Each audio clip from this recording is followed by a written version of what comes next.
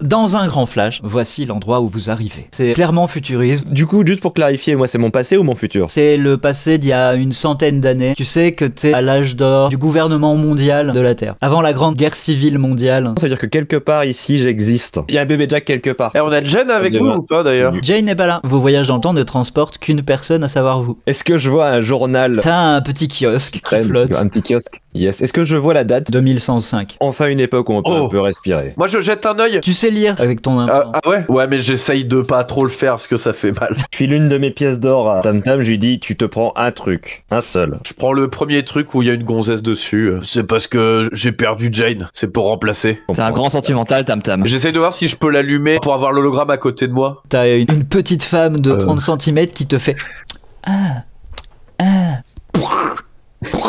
Qu'est-ce que c'est que cette merde? Il y a un mammouth qui arrive. Vous voyez un énorme robot gigantesque et vous voyez sur une épaule de chaque John et Jane, numéro 13 et 9 qui arrivent, sachant que vous étiez à 7 et 11. T'as John qui fait haha, comparé à la dernière fois, on a solidifié les jointures, vous pourrez pas tirer dedans. Et le robot essaye d'attraper Bobby. J'essaye pas d'éviter. Je veux dire, Jane, tu m'as retrouvé! Le truc t'attrape, t'as la tête du robot qui s'ouvre et tu vois une espèce de lumière qui commence à faire...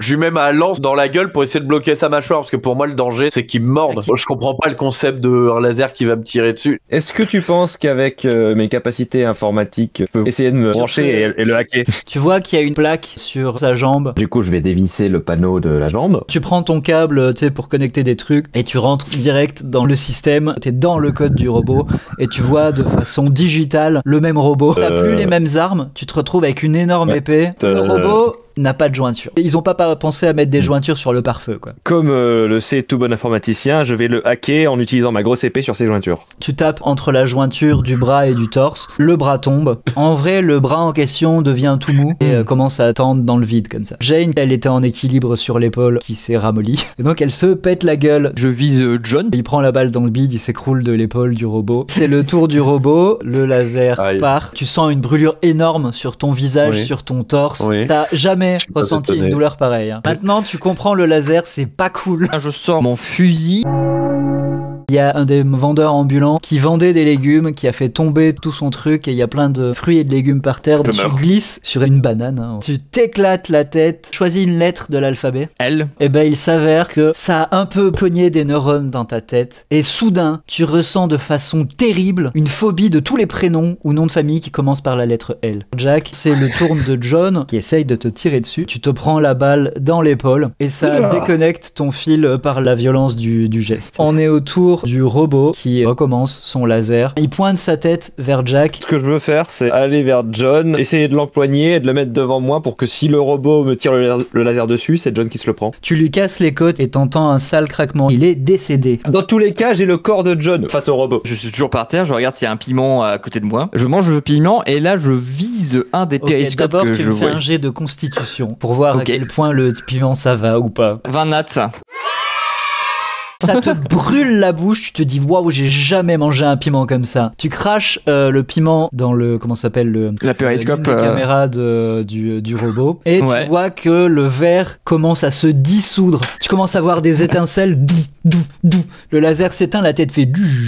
Le robot, tu sais que la vue c'est mort et le laser avec. Il fait comme ça à travers le sol en espérant cogner des gens. Je me prends un coup dans la gueule. Jane, elle fait un saut périlleux, passe au-dessus du bras du robot qui passait et elle atterrit en gros coup de coude dans les côtes de Eddie. J'espère qu'il y a mon copain, il va venir m'aider. Un deuxième tam-tam apparaît. Je vais en faire apparaître deux. Ils prennent chacun une patte pour essayer de le faire basculer, de le faire tomber quoi. Tu fais basculer le robot et il tombe. Jack, tu l'évites sans problème. Edouard, le robot s'écrase en plein sur toi, sachant que entre toi et le robot, il y a Jane, ce qui en vrai amortit un peu le coup. Par contre, elle meurt sur le coup. Il y a une orifice, on est d'accord, la tête elle est ouverte par mon crachat pimenté. Il y a une petite orifice dans laquelle je peux glisser un bâton de dynamite. Ça fait glong glong glong glong glong glong glong.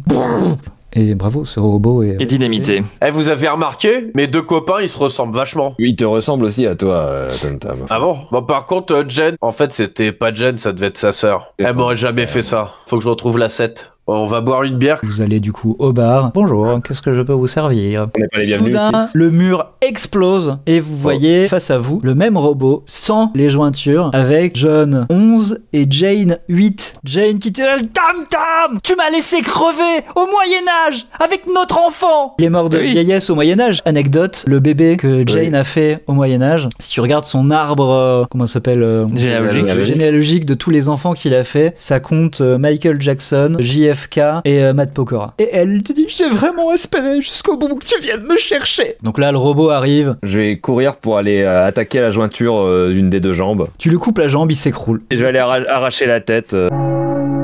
C'est un truc de malade. Tu vois, quand t'étais petit, tes parents, ils t'avaient donné un doudou. Mais vraiment, tu l'aimais très très fort. C'était ton meilleur ami. Monsieur Pimple Scotch. Mr. Pimple Scotch, hein, qui est un petit doudou qui ressemble à un Écossais avec un kilt, un tartan. Il avait disparu et t'as jamais su où est-ce qu'il était. Ça t'avait rendu super malheureux. Et si on te le réévoquait maintenant, ça te ferait quand même toujours un pincement au cœur. Et ben là, il est à tes pieds. Et bordel de Dieu, comment est-ce qu'il est arrivé là? Ah mais oui, mais ça correspond avec l'époque. Et t'es tellement stupéfait et c'est tellement stupéfiant que tu passes ton tour. Venez boire une bière, c'est un ordre. T'as le robot qui lève la tête vers toi, t'as ses yeux qui font au niveau du bras, il y a un tuyau qui sort et il dégomme tout l'alcool via les réserves du bar. C'est passé dans le robot? Dans ce cas-là, je fonce vers le robot avec ma lance. À la séparation entre le torse et le reste de l'abdomen, j'essaye de l'ouvrir en deux. Tu sépares en deux le bas et le haut du robot. Tu vois une grosse réserve transparente. Ça c'est clairement mélangé au liquide de refroidissement. J'essaye d'arracher du coup le réservoir de toutes mes forces. Tu lui arraches son réservoir. Comme tu viens de déconnecter les tubes, t'as tout l'alcool qui tombe partout au sol. Je m'en fous, je le colle à ma bouche pour pas gâcher, tu vois. Ok. Tu t'écroules parce que t'es en train de te brûler l'œsophage avec le liquide de refroidissement. Est-ce qu'on peut considérer tout de même que je suis bourré ou pas? Non mais tu te brûles l'œsophage, ce qui fait que l'alcool rentre plus vite dans le sang. Tu vomis sur le deuxième tube qui dépassait de la tête du robot. Tu vois que ça aspire le liquide parce que c'était supposé être son liquide de refroidissement. D'accord. Et tu vois que le robot commence à faire douf, douf, douf. Et le robot est explosé. Je dis au chat, si jamais ils veulent me donner un conseil maintenant, je le dis. Pour les viewers, quand Tam Tam est très bourré, il perce le 4e mur. Je comprends le malentendu avec Jane. D'accord, donc tu comprends là tout de suite le concept de voyage dans le temps. Exactement. Mais du coup, les deux gars qui me ressemblent, et là je tombe raide mort au sol parce que je suis trop bourré. Je sors mon pistolet laser et je tire dans John. Il meurt, c'est le tour de Jane. Pour venger son ami, elle décide de te tirer dessus. Le truc c'est que vraiment dans le futur tout est très miroitant. Du coup Jane elle tire vers toi, elle loupe, ça reflète dans le mur qui est très miroitant et elle meurt. Je regarde droit dans les yeux Mr. Pimple Scotch et je me dis bah c'est évident, si jamais Mr. Pimple Scotch est là, c'est que c'est dans ce bar qu'on l'a oublié, ça veut donc dire que mes parents étaient là juste avant et donc je cours dehors et je crie père! Mère! T'as des gens qui se retournent, puis ils reprennent leur marche parce que y a un mec qui l'a crié père et mère et ils savent pas de quoi il parle.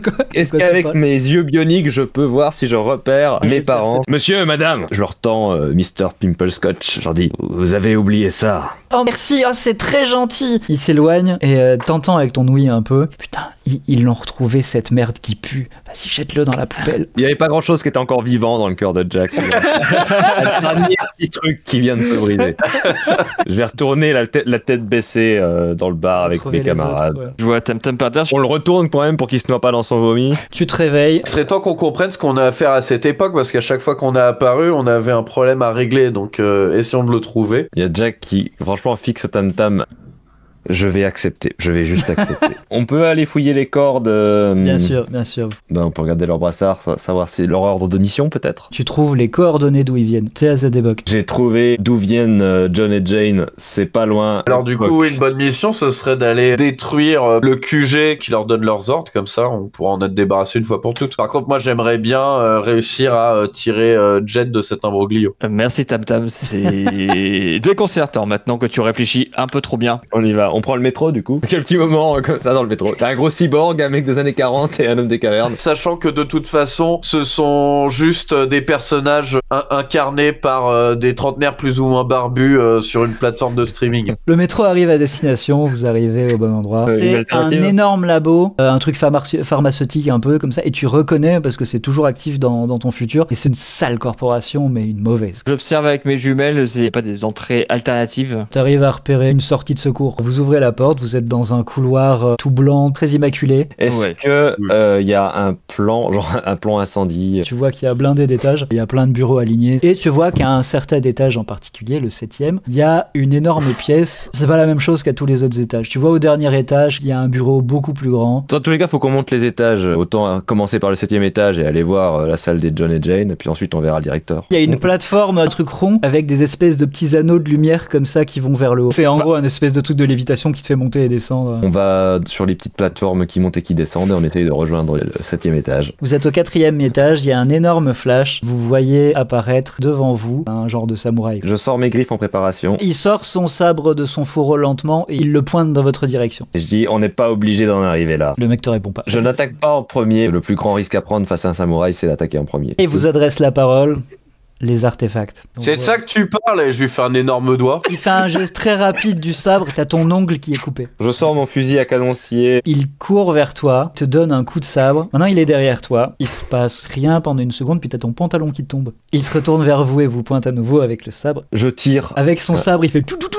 Il se tourne vers Edouard et il lui dit l'artefact. Il frappe vers toi. Il vient de te raser. Tu vois un bon rasage de chez le barbier. Vous êtes dans son dos, il tourne sa tête, il dit « Je ne vais pas me déshonorer, je reviendrai quand vous serez plus fort. » Et il disparaît. On essaye de se débarrasser des deux émergumènes, mais on va voir ce gars-là après. Faudra trouver l'usine à samouraï. Oui. Ok, donc vous arrivez au 6e étage. T'as deux trucs qui montent. Un qui où c'est spécifié sur le mur qui monte à l'étage 7 et un qui monte directement au 8. Et pour allumer, parce qu'il est éteint celui du 7, il y a un pass à avoir. Donc c'est ça. Au lieu de passer par le trou béant qui va vers le 7e, vous passez par le trou béant qui va vers le 8e. Vous arrivez après un petit peu plus de temps au 8e. Vous voyez un mec qui est en train de boire du café tranquille. Il se tourne vers vous. Il arrête son regard sur Jack et il pointe du doigt. Il fait « Toi !» C'est ton Némésis d'une autre réincarnation qui arrive et qui te fonce dessus. Il saute pour te plaquer. Je lui fais le petit coup du lapin, hein, le schlag. T'entends crack, il s'effondre au sol. Je cherche pour voir s'il a un pass sur lui. Il a un pass sur lui. Tu sais que t'as le droit d'accès au portillon en bas et à ton bureau. Je prends ses vêtements pour moi me faire repérer, mais bon, comme il est frêle, je suis torse-poil avec une veste de costard. Trop petite. Je fais glisser jusqu'à son bureau. Assois-le sur la chaise,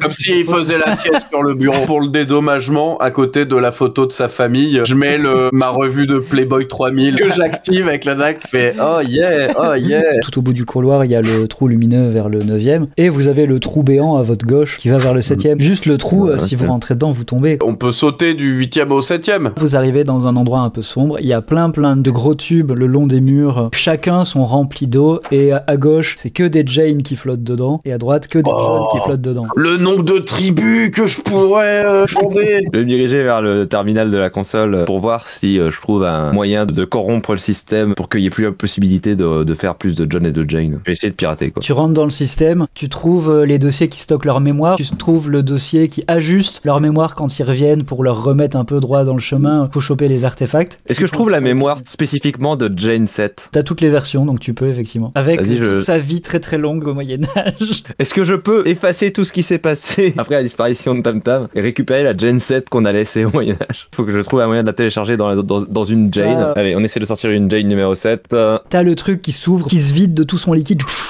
Et elle est déconnectée et elle sort. Mais du coup, il y a une Jane 10 avec une mémoire de 7 là, c'est ça? Oui, une Jane 10 avec une mémoire de 7. Le protocole qui les reprogramme à chaque fois qu'ils reviennent pour les mettre dans le droit chemin. Moi, je veux le modifier pour intégrer un mot que je le sors et puis ça les active pour qu'ils deviennent de l'autre côté. Tu déclenches une énorme alarme dans toute la pièce. Sérieux? Tous les tubes s'ouvrent et tous les John et Jane sont là face à vous, tout nus. J'utilise mon time point en rewind. Je préviens tout de suite Jack. Tu sais ce que t'es en train de faire? Là, je suis sur le point d'injecter la mémoire de Jane 7 avant qu'on l'abandonne dans Jane 10. Ça, c'est très bien. Ouais. Par contre, je crois que après tu voulais faire autre chose. Ne le fais pas. Non, ne le fais pas. C'est pas la peine. Ok. Jane 10, elle est déconnectée et elle sort. Elle est à poil, donc elle est un peu genre... Ouais. Elle vous regarde, elle dit « Retournez-vous s'il vous plaît. Bon, c'est fini. » En gros, elle s'est juste habillée avec les bons vêtements de Jane 10. Elle comprend que t'es venu la chercher jusque dans le labo. Elle est en pamoison. Parce que je pouvais pas t'abandonner. Il y a un tiroir avec leurs vêtements et tout, avec leurs affaires. Et tous les médirés, je prends 5 médirés. Est-ce qu'on peut péter leur machine temporelle? Je mets des coups de crosse dans toutes les machines temporelles que je croise. Oh, qu'est-ce que tu fais? T'as envie de les croiser encore? On va demander à Jane si elle peut nous emmener à la direction. Elle appuie sur un truc, il y a un pan de mur qui tombe, on est face à l'ascenseur. Vous rentrez dans Les l'ascenseur, anneaux. vous tombez dans un petit bureau, vous voyez une réceptionniste qui dit bonjour, vous avez rendez-vous? Oui, tout à fait, nous avons rendez-vous. Ok, à quel nom? Au nom de Jean-Philippe. Je lui balance la lance dans la gueule. Enfin, ça vous traverse le crâne et décédé. Je propose qu'on pète la porte. Là, vous tombez face à un mec en blouse, en visioconférence avec une silhouette toute noire. T'as Jane qui fait c'est pas exactement ça, mais c'est mon papa. Je m'approche et je lui donne un coup de crosse dans le genou. Il y a plusieurs trappes au plafond qui s'ouvrent avec 6 tourelles et tu vois que c'est des genres de tasers. Toutes les tourelles se tournent vers Edouard et te chopent. C'est les tasers avec Ah, des ouais. cordons. Je vais couper les câbles. Tu chopes une des tourelles avec ta lance, t'arraches les fils, ça c'est fait. C'est le tour des tourelles, il en reste 5. Edouard, elles sont toutes connectées à toi et elles vont toutes t'attaquer les 5.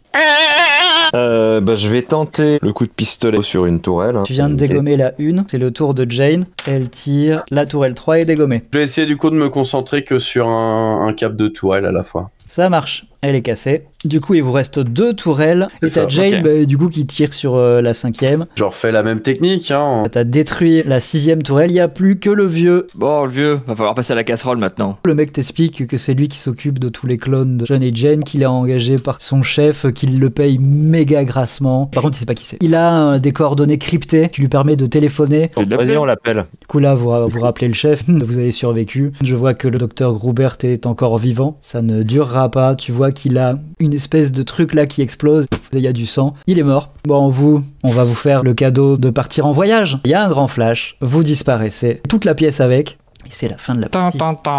Voilà, si tu veux voir les prochaines parties en live, c'est sur le Twitch de Question Cône. Et sinon, tu peux regarder une super vidéo de Plic. Et il y a la playlist de Question Cône aussi.